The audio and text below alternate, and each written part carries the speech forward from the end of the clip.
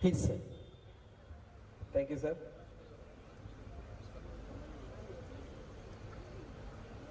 Already diabetes complications. So ఈ diabetes అనేది ఒక మూల కారణం వేరే హార్ట్ డిసీజెస్కి, రక్తనాళాల ప్రాబ్లమ్స్కి, బ్రెయిన్ ప్రాబ్లం. ఓకే, అదే రకంగా కిడ్నీస్ కూడా ఈ డయాబెటీస్లో కిడ్నీ ప్రాబ్లమ్స్ కూడా వస్తాయి. సో మనకి ఈ కిడ్నీ ప్రాబ్లమ్స్ కూడా డయాబెటీస్ ఎలా ఒక సైలెంట్ కిల్లర్ లాగా ప్రోగ్రెస్ అవుతుందో అదే రకంగా ఈ కిడ్నీ డిసీజ్ కూడా. సో ఇనిషియల్ స్టేజెస్లో ఏమీ సిమ్టమ్స్ రాదు. సో ఈ డిసీజ్ ప్రోగ్రెస్ అయ్యి లాస్ట్ స్టేజ్ వరకు పోయే వరకు కూడా పేషెంట్ నార్మల్గా వాళ్ళు పని చేసుకుంటూ కాలం గడుపుతూ ఉంటారు.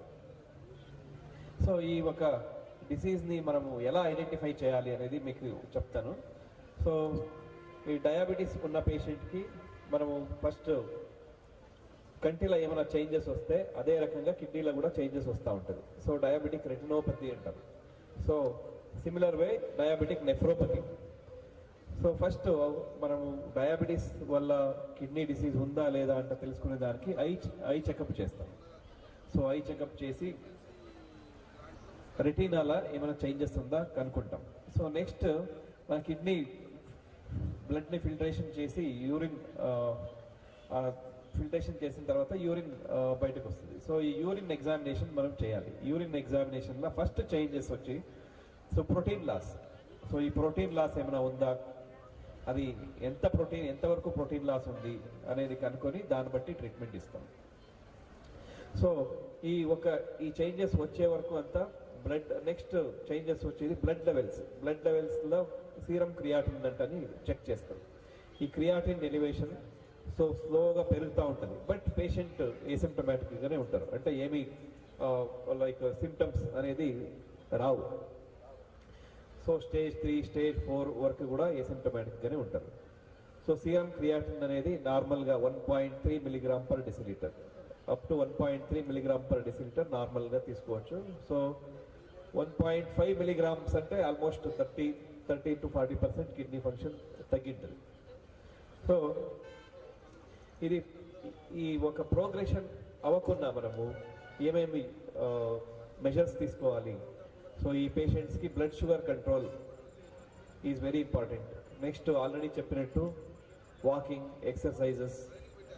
నెక్స్ట్ లిపిడ్ కంట్రోల్ అంటే కొలెస్ట్రాల్.